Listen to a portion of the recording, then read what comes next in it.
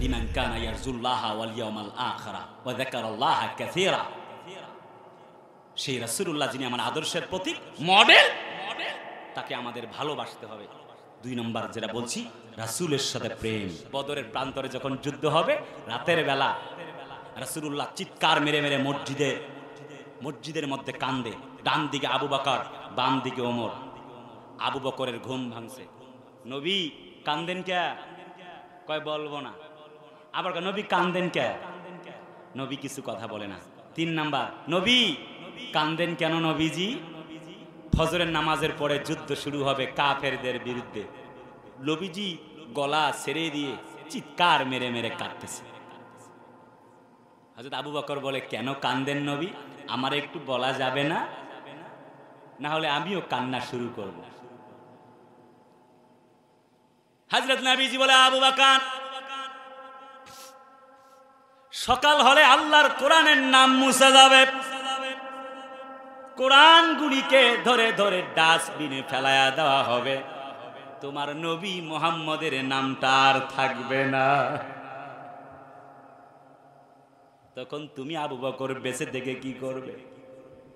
আবু বকরের গায়ে ছিল একটি পাতলা কাঁথা। হযরত আবু বকর পাতলা কাঁথাটা ছুঁড়ে মারলেন।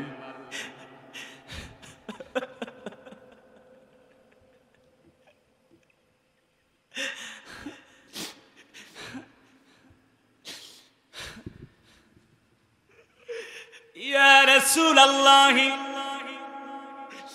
ইয়া হাবিবাল্লাহ, আল্লাহর কোরআন ডাস্টবিনে ফেলে দেওয়া হবে। আল্লাহর নাম কেটে মুছে ফেলে দেওয়া হবে। আমার নবীর নাম দুনিয়া থেকে মুছে ফেলা হবে। আর আমি আবু বকর ঘুমাবো। এটা হয় কি করে? হযরত আবু বকর দাঁড়িয়ে গেল। ইয়া রাসূলুল্লাহ, যুদ্ধের ময়দান যখন শুরু হয়ে যাবে, আমি আপনার ডান দিকে থাকব, আমি আপনার বাম দিকে থাকব। একবার সামনে যাব, একবার পেছনের দিকে যাব। ইয়া রাসূলুল্লাহ, আমি একবার ডানে যাব, একবার বামে যাব।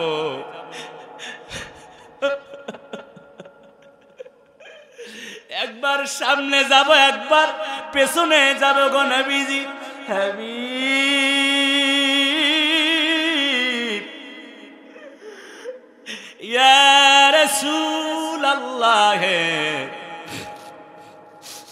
ইয়া হাবিবাল্লাহ, আমি ডানে যাব, বামে যাব, সামনে আর পেছনে থাকবো। আল্লাহর নবীজির জন্য জীবন দিতে পারি, একটি মুহূর্তের জন্য নবীকে একলা ফেলে যাব না। নবীজি কান্দে, আবু বকর কান্দে। হযরত ওমরের ঘুম ভেঙে গেল। হযরত ওমর বলে, কি হয়েছে গো আবু বকর, কান্দো কেন? নবীজির কিছু হয়েছে নাকি বলো? তুমি এক্ষুনি বলো, নবীকে যদি কেউ আঘাত করে থাকে, আমি ওমর আর ঘুমাবো না। তার কল্লাটা কেটে টুকরা টুকরা করে তারপরে ঘুমাবো।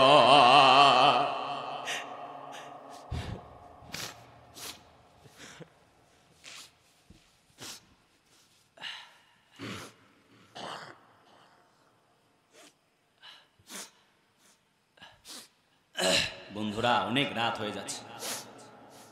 হযরতে ওমর বলে, কান্না করো না। কি হয়েছে আবু বকর, দ্রুত বলো। নাঙ্গা তরবারি, কোষবদ্ধ তরবারি যখন তিনি উপরে তুলেছেন, এক হাতে কোরআন নিয়েছেন আর এক হাতে তরবারি। বলো, নবীজির শানে কে কটূক্তি করেছে, কে দুষ্কৃতি করতে চায়, তার নামটা বলো, ওর 14 গোষ্ঠী খতম করে আসি। লাকাদ কানা লাকুম ফি রাসূলিল্লাহি উসওয়াতুন হাসানা। জোরে বলি আল্লাহু আকবার। কেমন মডেল তারা মেনেছেন। আবু বকর কোনো কথা বলে না, তার সঙ্গে বলে, আমি কথা বলবো না, তুমি নবীজির সঙ্গে কথা বলো। হযরত নবীজিকে ওমর জিজ্ঞেস করলেন, নবী গো, আপনার হাতে ধরে বলি, রাসূলুল্লাহ বয়াত গ্রহণ করবার জন্য প্রতিজ্ঞা করলাম। নবীজি বলেন তো কি হয়েছে, আমি কি কোনো কাফেরকে হত্যা করতে হবে নাকি? নবীজি ফুপিয়ে ফুপিয়ে কান্দে, বলে রে ওমর, সকালবেলা হলে আর হয়তো একজন আর একজনের সঙ্গে একসঙ্গে থাকবো না, মিলিত হবার কোনো সুযোগ নাই, হয়তো আর দেখা হবে না, আজকের মতো শেষ দেখে নাও, তোমার নবীকে আর কোনো দিন দেখতে পাবা না।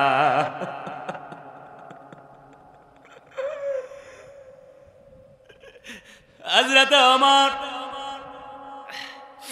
কোরআনে কারীম হাতের মধ্যে নিলেন, বুকের মধ্যে কোরআনকে এক হাতে জড়ায়া ধরে তরবারিটা মাটিতে ফেলায়া দিলেন।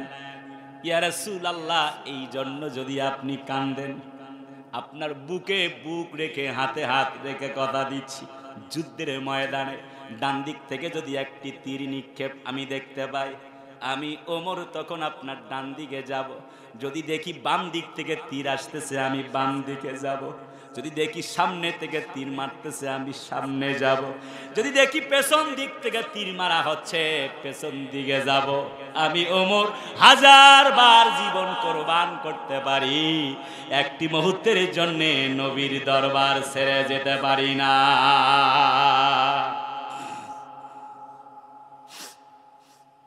এমন ছিল তাদের ঈমান। আর আমাদের কেমন ঈমান? আমার প্রিয় ভাইয়ারা, বদর উহুদ খন্দক, চতুর্দিক থেকে মুসলমানদের জয়গান, ঠিক না? কথা বলে না, ঠিক না? আজও জিতবে কারা?